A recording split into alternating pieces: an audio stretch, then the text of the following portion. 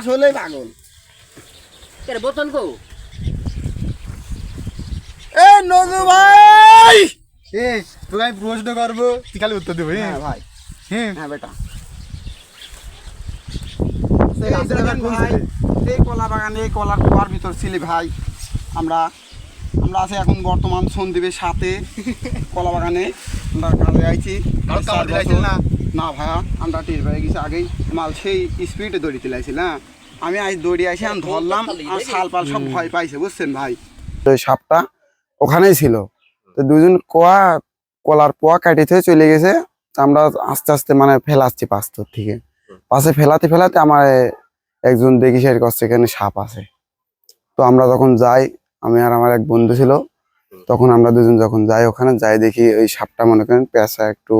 ঠান্ডা জায়গায় লক করে আছে তো তখন আমরা গেলাম তখন মনে করেন লড়াচড়া করতে করতে মনে করেন নরম মাটি ওখানে গাড়ার চিন্তা ভাবনা ছিল নেজটা ঘুরে মাথার দিকে নিল নিয়ে মনে করেন আস্তে আস্তে একটু গাড়ি নিল গাড়ি নিয়ে মনে করেন মাথাটা বাই করে আমার বন্দুক দিকে তাড়িয়ে গেল মানে একটু লড়ে যায় একটা ছবল মারি দিলে তখন ওই আমার বন্ধু পাও সরা নিলে তখন ওই সাপটা মনে করেন আস্তে আস্তে মেলা ধরে চলে গেল যাই ঝোপ ঝাড়াবে যখন ঢুকে গেল তখন দেখলাম আমার এখানে শালপাল অনেক আছে ছোট ছোট শালপাল আছে তখন আমি যাই 5টা দিন ধরে নিলাম সাপটাক ধরার পরে মনে করেন যে ওই শালপাল সবাই চিল্লি করতে লাগলি আর সাপ আমি যখন উঁচি করলাম তখন মনে করেন যে এদিক তিন এদিক লড়তেছে মনে করেন হাতে ছবল মারতে আসতেছে দুয়ারে পরে আমি হাত চেঞ্জ করে হাসির নিচে নিয়ে পরে যখন 2 মিনিট গেল একটু মেলাক্ষণ পরে হাঁপসি গেল তখন আমি মাথা ধরেই বোতলের ভিতরে ঢুকিয়ে দিলাম আমার বন্দুক যখন মনে করেন একটা কামড় দিতে গেল তখন আমি দেখি দৌড়ে যাই সেরে মনে করেন ধরে ফেল দিছি আমার বন্দুক কামড় মারা মানে আমাকেও কামড় মারা একসাথে দুজন লইছি 4-5 জন আছে ওখানে একজনাক মারি দেয় মানে ওখানে সবাক মারা তখন আমি দেখলাম যদি আমি পারি তাহলে ধরে ফেল দিতে হবে যাই ধরে উইসি করে ফেলা দিলাম উইসি করে সেরে লড়ালাম লড়ানোর পরে মনে করেন যে খালি বলে মানে আমার ফস মারতেছে এম্মা জায়গায় শোয়ালাম ছুঁয়ে দেওয়ার পরে হাসি দিয়ে মানে চাপ দিয়ে একটু ধরলাম আস্তে আস্তে মনে করেন হাঁপসি গেল তখন আমি মাথা ধরে নেজটা ভিতরে দিয়ে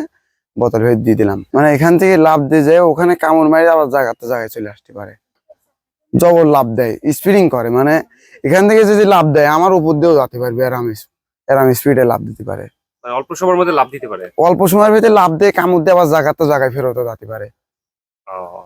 তো এ পর্যন্ত আপনার কলার বাগানে এরকম কতগুলা সাপ পাইছেন রাসেল ভাইপার? এর আগে আমরা একটা আমার বড় ভাইরা একটা ধরে লাইছিলি এটাকে আমরা পরে মরি গেছিল এক কথায় বোতলে ভেদ মরি গেছিলি মরি যাওয়ার পরে ওইটাকে আমরা পুরা মাটি দিয়ে ফেলাইছিলাম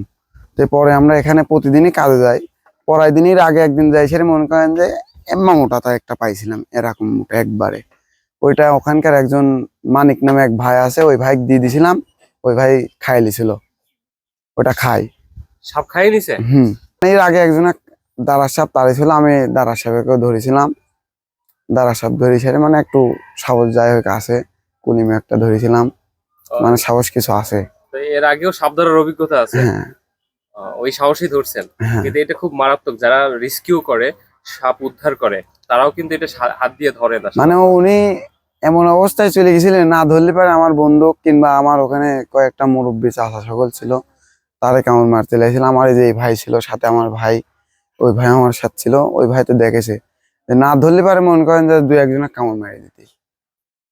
এখান থেকে লাভ দিয়ে মনে করেন যে ওখানে চলে গেছে আমার বন্ধু ওখান থেকে দড়ি সুমুড়ি পাচ্ছে না ফসফস করে মারতেছে খালি ঠোক মাঠের পাড়ে মারি যাচ্ছে যেখানে মারতেছে সেখানে ভিজে যাচ্ছে আজ আমরা ধরেছি 3 দিনে একটা ওই আর কেউ ওই মাঠে যাবে না বলছে আমরা আর ওই মাঠে কাজে যাব না রাসেল ভাইপারের জন্য আমরা ওটা কাজ বন্ধ করে রাখেছি 4 দিন হবে বন্ধ রাখা কাজ ওই কলা বাগান আলা তো মনে করেন যে হাই করতেছে আমার কাজ বন্ধ হয়ে গেল মনে করেন যে আমরা এখন তো আর ভয়ের জন্য যেতে পারতেছি আমি একা গেলে তো আর হচ্ছে না একা যায় কয় বিঘি কাজ করতে পারবো 150 বিঘি 500 বিঘি লোকের আছে তারা লোক কামে যাচ্ছে না এক সাপের জন্য রাসেল ভাইপারের জন্য